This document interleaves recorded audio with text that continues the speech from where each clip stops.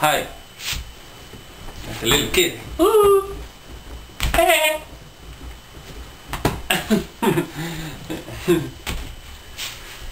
Ooh, yeah. Serious. Okay.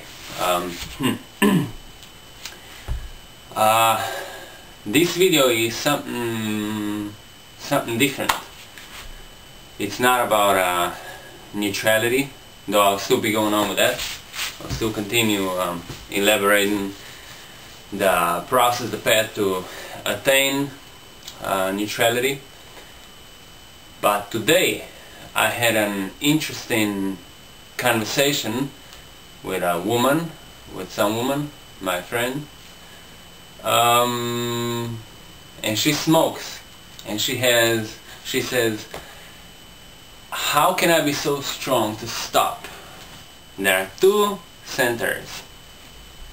One is the brain center, another one is the center of will. Two separate centers, you know. It's not all up to your brain, you know. There are two centers of the body. One is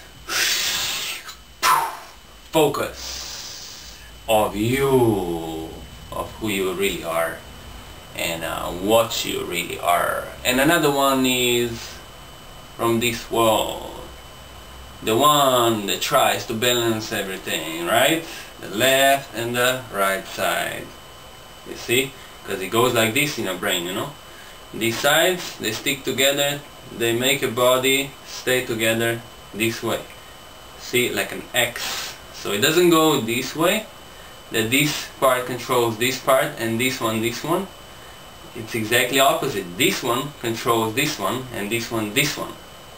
Why? Okay, we have left side and the right side. So two components, positive, negative, or negative, positive. We won't argue which one is which one. Okay? The point is that when you have minus and plus, they attract each other. You know? They're opposites. Okay, opposites, but they attract each other. And how they can actually make one unit is to, you see what? To attract each other to the point that they glue each other and become one. That's your body. And the brain center is the physical unit, you know, making the rest of the unit one and whole. 2, 1. Why am I even discussing all this stuff in this way? It's because it's good for you to understand that your brain cannot help you stop something, because it's like your brain has to convince itself that it has a problem, but that's impossible, because it's not about conviction. It's not about convincing yourself that you have a problem.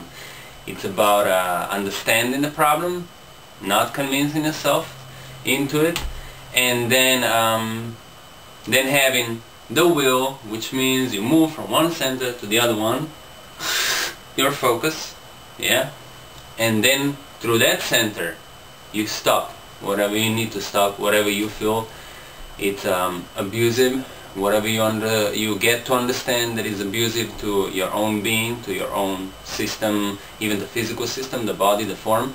To go back to the brain center. How can brain repair itself and understand it has a problem? If it has a problem, it cannot help itself with a problem. Because if the problem is already in the brain, that means the brain has a certain problem, right? So thinking of that problem creates more problems. It's like a program, you see. Brain is limited, so it has a certain program, and the program became messed up. So that program cannot save itself. You understand? It cannot, because it's messed up. All you can do is to run in circles around the same old thing, on and on and on and on and on and on and on and on again. Like computers, you know, sometimes they get to a problem and then they stuck with it, and they go over and over and over and over, and they try to repair themselves over and over and over and over, and they just don't get anywhere.